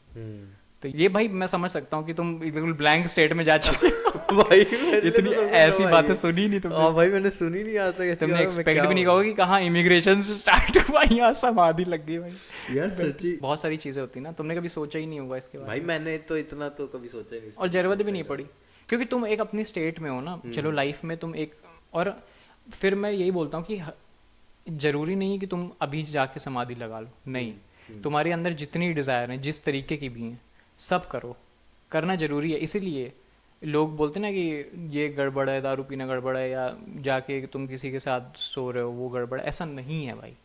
तुम्हारा जो मन है वो करो, नहीं करोगे तो वो चीज़ें सप्रेस हो जाएंगी अंदर, और अभी नहीं तो अगले जन्म में करोगे, करोगे जरूर। तो इससे अच्छा है आज ही कर लो, हम्म, जितनी जल्दी हो सके कर लो, सब कर लो। और जब सब कर लोगे ना तब तुम्हें लगेगा कि यार मज़ा तो अभी भी नहीं आया। हम्म, और मज़ा पता है कब आता है भाई, जब तुम समाधि लगा के बैठते हो। मैं एक्सपीरियंस की बात बता रहा हूँ, ऐसा नहीं है कि कहीं सुनी हुई बात है। और ऐसा भी नहीं कि बहुत बड़ा बाबा हूँ कि मैं समाधि लगा लेता हूँ लेकिन जो एक कोर है कि और ये सब कर सकते हैं, हम्म, तो इसमें मज़ा है असली। बट अभी मैं पूरी तो नहीं लगाई कभी कि बहुत टाइम तक लगा ली, मैं ट्राई की है 2-3 मिनट 4 मिनट, उस टाइम बहुत मज़ा आता है, असली मज़ा आता है भाई। मेरे को जैसे फोन आ रहा है, उत्कर्ष ने समाधि लगा लिया। भाई अब देखो यार, मैं तो खुल के बात कर, तुमने बोला खुल की योर स्पेस, नहीं नहीं, सही तो है, मैंने सही अपनी है। स्पेस में सब तो बता दिया। सही है। आज असली बात बता दी, नहीं, $1 मिलियन आंसर दिया मैंने तुम्हें। भाई लेकिन मतलब यार सबके जब हमने वो नहीं शुरू करा था मेरे को तो पता भी नहीं था कि ये मतलब देख ले सुबह से रात हो गई बात करते हुए, और मुझे बिल्कुल एक्सपेक्टेड नहीं था कि ये इस साइड चला जाएगा। हाँ, मैं वही बोलता हूँ। देखो मैं एक बार तुम्हें चीज़ फिर से क्लियर कर देता हूँ, इससे नहीं फ़र्क पड़ता कि किसी को कितनी नॉलेज है, क्योंकि जो नॉलेज है ना वो कोई भी कितनी भी ले सकता है, और नॉलेज हमेशा उधार की होती है, अपनी नहीं होती। अपनी नहीं होती। अच्छा। क्योंकि जब तुम, प्रकृति का क्या नियम है, जब कोई बच्चा पैदा होगा और ये जो चीज़ें होती है ना पुनर्जन्म और ये सब, मैं अब इसमें मानता नहीं हूँ। कुछ चीज़ें हैं जो मैं बता भी नहीं पाऊंगा तुम्हें, मतलब ऐसी चीज़ें कि जो तुम शब्दों में नहीं बता सकते हो, लेकिन चीज़ें होती हैं, जस्ट एक्सपीरियंस कर सकते हो, बता नहीं बट मैं तुम्हें इतना कह सकता हूँ कि सच में ये जन्म वाला चीज़ जो है ना, ये सच में होता है, इतना मैं तुम्हें कह सकता हूँ। तो नॉलेज क्या है कि प्रकृति का नियम ये है कि जब तुम पैदा होते हो और दोबारा से, मतलब अभी जैसे शिवम हो, मान लो तुम 80 साल तक जिए, 90 साल तक, कभी ना कभी तुम मरोगे। तो मान लो तुम मर गए, अब जब तुम दोबारा से पैदा होगे ना, तो तुम्हें बहुत कम, बहुत रेयर ऐसा होता है कि लोगों को अपने पुराने जन्म का याद है, बट नहीं होता है यूजुअली याद। किसी की अनयूजुअल डेथ होती है तो लोगों को याद रह जाता है, बट यूजुअली लोगों को याद नहीं रहता जो नेचुरल डेथ मरते हैं। तो ये जो तुम्हारी नॉलेज है ये सब धरी की रह गई, सब गया खत्म, तो क्या फ़ायदा ऐसी नॉलेज का। मेरा कहने का मतलब ये है कि तुम एक्सपीरियंसेस अपने साथ ले जाओगे तो तुम्हें दोबारा से वो चीज़ें एक्सपीरियंस नहीं करनी पड़ेंगी दोबारा किसी लाइफ में। इसलिए मैं एक्सपीरियंस को ज़्यादा महत्व देता हूँ, नॉलेज को नहीं। क्योंकि अब देखो एक चीज़ और बताता हूँ, तुम बिल्कुल समझ जाओगे मैं कहना क्या चाहता हूँ। तो इसको ना मैं तुम्हें बहुत एक बढ़िया से एक्सपेरिमेंट समझाता हूँ, बहुत ही छोटे से। अब जैसे मान ले मेरे को प्यास लगी है, ठीक है, मैं कहता हूँ मेरे को पानी दे दे, पानी दे, मेरे को प्यास लग रही है, ठीक है। अच्छा। तो मेरे को बोलता है कि H2O कौन सा वाला पानी चाहिए, ब्लैक वाटर चाहिए, अच्छा ये वाला चाहिए। मैंने कहा भाई मुझे ज्ञान मत दे, मेरे को पानी चाहिए, मुझे एक्सपीरियंस चाहिए। प्यास बुझानी है तो प्यास कैसे बुझेगी, ज्ञान से तो नहीं बुझेगी, प्यास बुझती है एक्सपीरियंस से। तो वैसे कुछ भी एग्जाम्पल ले लो जिसमें तुमको एक्सपीरियंस चाहिए, तो इसलिए एक्सपीरियंस का महत्व है। ज्ञान एक ठीक है, बातें करने के लिए ठीक है, बट जो एक्सपीरियंस की जो वैल्यू है वो किसी भी चीज़ की नहीं है। तो यही मतलब बात। बहुत बहुत धन्यवाद अरे नहीं आपका आज पॉडकास्ट पे आने के लिए, और आपका भी बहुत बहुत धन्यवाद इस वीडियो को एंड तक देखने के लिए। जिसने भी ये वीडियो एंड तक देखी है, अगर आप लोगों को कुछ लगा हो या कोई ऐसा क्वेश्चन हो जो लोग पूछना चाहें तो बिल्कुल कमेंट करें, मतलब अच्छा लगेगा हम लोग को भी। और बेसिकली इमिग्रेशन, मतलब ये तो चलो सेकंड पार्ट सा हो गया थोड़ा सा, लेकिन इमिग्रेशन से भी रिलेटेड अगर कोई क्वेश्चन वगैरह है तो पूछिए, बिल्कुल वेल एंड वेलकम। तो मेरी तरफ से भैया नमस्कार, आपसे मिलता हूँ नेक्स्ट वीडियो। मिलते हैं आपको, नमस्कार, धन्यवाद।